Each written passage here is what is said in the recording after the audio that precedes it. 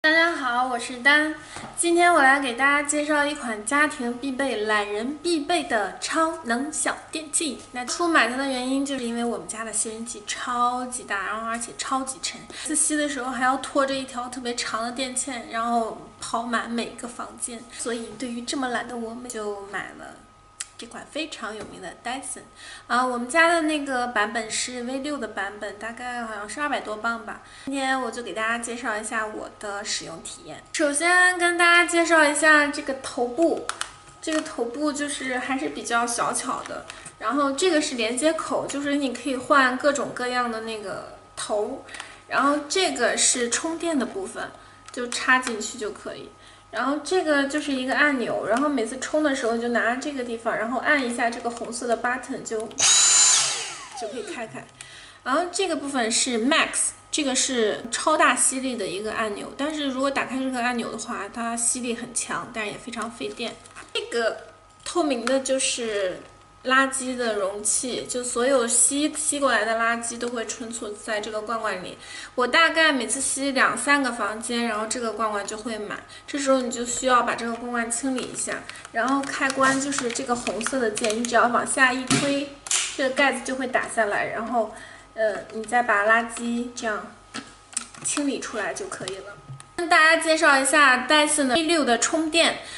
我们一般是充5到6个小时，就每次只能使用20多分钟，20分钟感觉上好像很短，但是我们家3个房间，然后加上客厅和饭厅还有厨房，20分钟确实还是挺够用的，每次还能剩一些电，所以如果你们家不是特别大的话，我觉得这个20分钟是够用的。但是如果你打开了 Max 超强吸力的模式，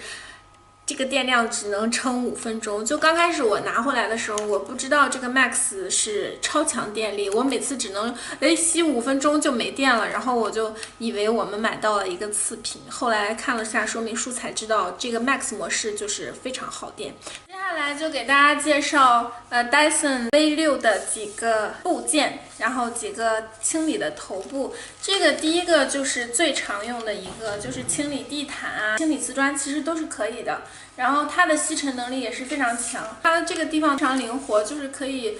各种转，它这个地方就是会滚动这样吸尘。这个头部其实吸力是非常强的，然后一般就是把头发啊、灰尘什么的都可以非常好的清理。主要就是这个，它的组装也非常的简便，就是这样对着这个凹槽，咔一声就合起来了。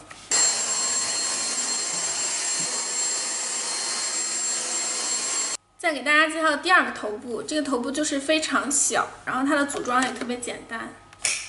我就是用这个头部来清理一些边缘和角落。因为它比较小嘛，所以就非常方便。那就是有时候我会用到它清理衣橱或者储物柜里面的灰尘。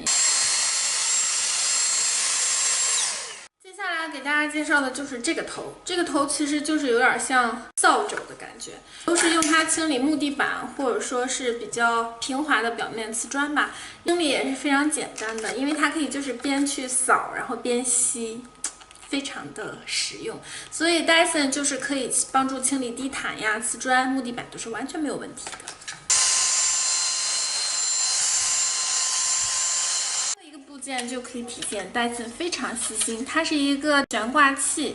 你可以把它钉在墙上，然后把 Dyson 直接悬挂到墙上或者是储物间内，这样就可以节约你的占用空间。总之呢，我觉得 Dyson 的几个优势就是一是非常轻巧，第二个优点就是它是充电的，你不用再带着特别沉的电线，然后满房间跑。第三个是它真的吸力非常的强，其实你通过观察它的垃圾容器罐就可以知道它的吸力非常强，因为你吸大概1到2个房间，然后这个容器罐里面就会